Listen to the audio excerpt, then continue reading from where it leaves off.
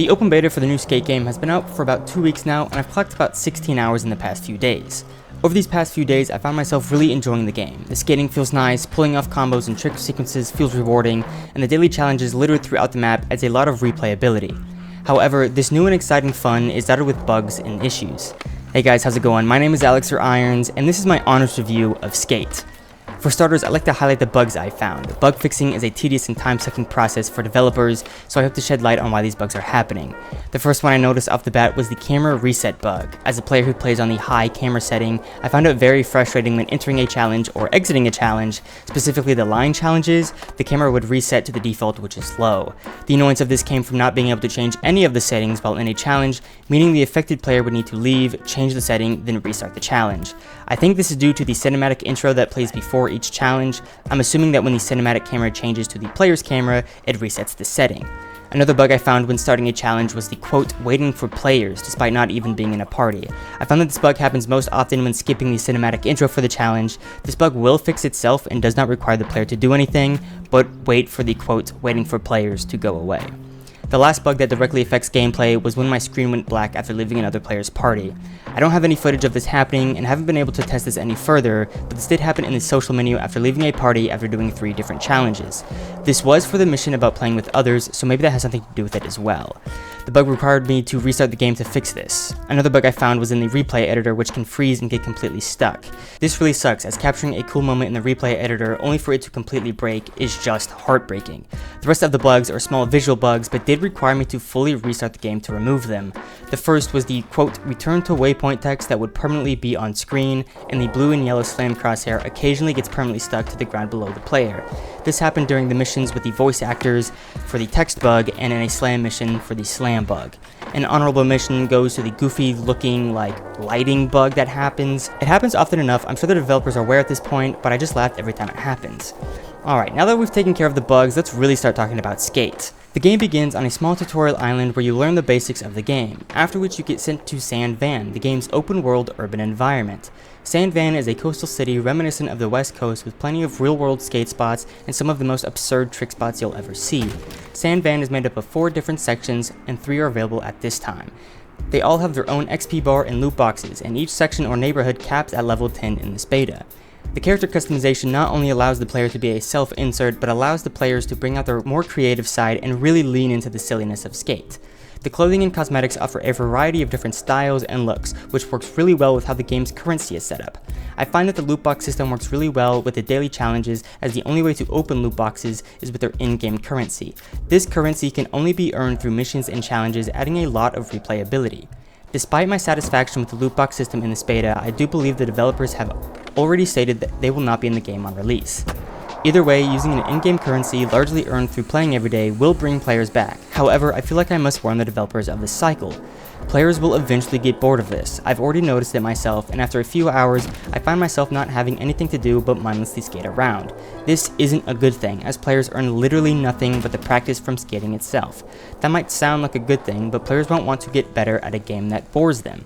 For example, right now, the only way for me to continue leveling up in any of the areas in the game is logging in every day to complete the daily challenges. A simple fix that the game desperately lacks is a way to earn area XP without challenges. There's so many spots where players can rack up score and combos and pull insane stunts, but the only reward is the satisfaction of doing it. If the game releases without some form of constant XP gain, I feel the game will dip after a few months. A key factor in this area XP grind boredom is the lack of variety in each challenge. Many of the challenges use identical tricks and requirements to complete them. This issue led to every daily line challenge having quote grind in it for me yesterday.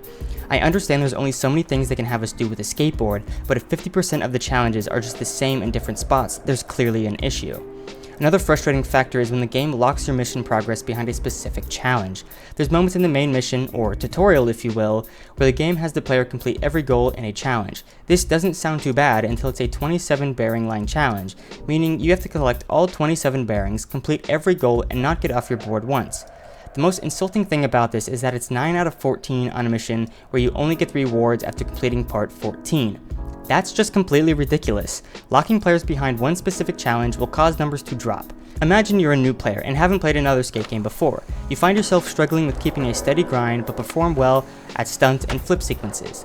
Now that player is picking challenges based on their skill and enjoys playing at their own skill level. They progress perfectly fine, but now that player is playing through the main missions, which feel like a tutorial mind you, and now that player's progress is completely halted by this mandatory, quote, all goals completed challenge.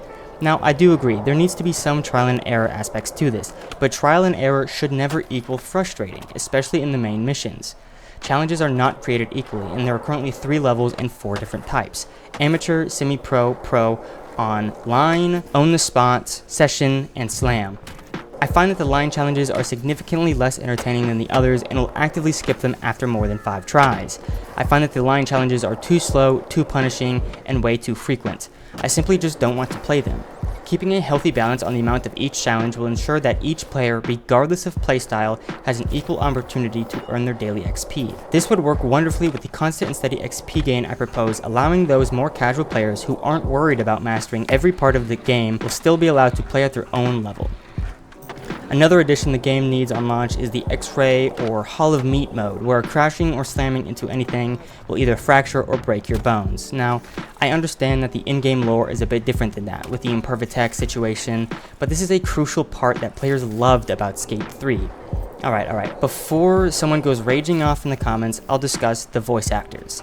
This game has V, your AI companion or assistant who talks to you, records your clips, and helps you throughout the main missions.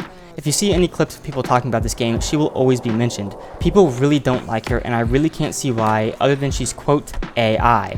But yet, that doesn't mean she wasn't voice acted by somebody. Now yes, they talk. A lot. Like, way too much. There's just too much dialogue in the game, and some of it is very corny. But the thing is, I think this is a nitpick. There's settings to turn down the dialogue volume. There's even settings to turn off the gameplay reaction of V specifically. I just don't understand why people are freaking out about this so much, but I do suppose that bringing back Coach Frank would be a better alternative. But again, this is a game about skateboarding, and you can just lower the volume and get over it. Anyway guys, I think that about wraps it up. My final thoughts are positive, and I think this game has an incredible foundation that they can build upon for years. I think if they put their players first and prioritize constant progression, this game will make leaps and bounds, not only for skateboarding, but for sandbox-like games as a whole. If you made it all the way to the end, a like would be greatly appreciated. I want to continue making similar videos, giving my feedback and critiques on new games or old games, and help them reach the potential they deserve. Alrighty guys, I'll catch you later. Peace.